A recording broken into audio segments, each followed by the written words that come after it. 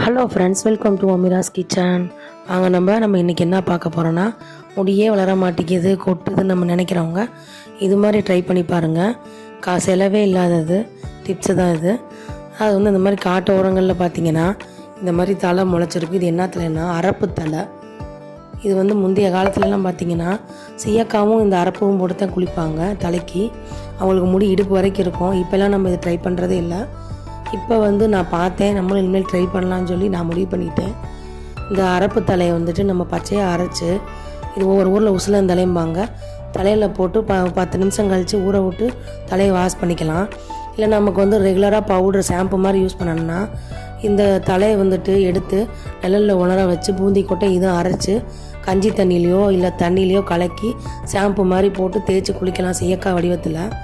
இதுவும் நீங்களும் ட்ரை பண்ணி பாருங்கள், உங்களுக்கு கிடைச்சா. இந்த வீடியோ பிடிச்சிருந்தா லைக் பண்ணுங்கள், ஷேர் பண்ணுங்கள்,